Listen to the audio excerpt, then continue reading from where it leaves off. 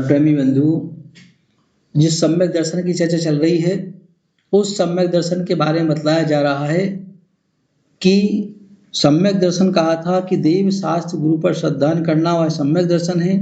तो वह सम्यक हमारा कितना दृढ़ होना चाहिए इस बात को यहाँ बतलाते हुए तो इन सम्यक दर्शन के 8 अंगों के बारे में बतलाते हैं कि जिसके अंदर ये 8 अंग पाए जाए वह सम्यक दृष्टि जीव है। तो कहा इदमेव दृश्यमेव तत्वम नान्यन चान्यथा इत्थकंपाय सांभवत सन्मार्गे संस्या रुचि। कहा कि इदमेव मतलब तत्व जो विषय बताया हुआ है वह तत्व इस प्रकार है और ऐसा ही है, इससे अन्यथा नहीं होता है, न अन्य प्रकार होता है।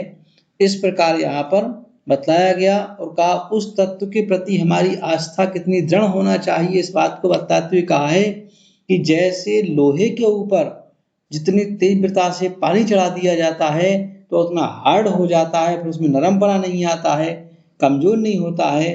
तो ऐसा वह हार्ड जितना हार्ड हो जाता है फिर वह झुकता नहीं है, टूट तो सकता है लेकिन झुक नहीं सकता है। ऐसे ही का हमारी आस्था उन तत्वों के प्रति मतलब देव शास्त्र गुरु के प्रति ऐसी दृढ़ होना चाहिए और जब आस्था दृढ़ होगी तभी जाकर के हमारा मोक्ष मार्ग बिना किसी संशय के मतलब निशंक होकर के और वह मोक्ष मार्ग हमारा पलेगा।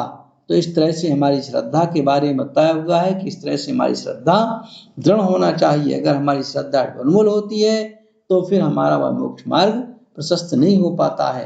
तो इसलिए पहला अंक का लक्षण यहाँ बतलाया है कि तत्व इस प्रकार है, इसी प्रकार है, इससे अन्यथा नहीं हो सकता है और हमारी श्रद्धा इस प्रकार उसके प्रति दृढ़ होना चाहिए।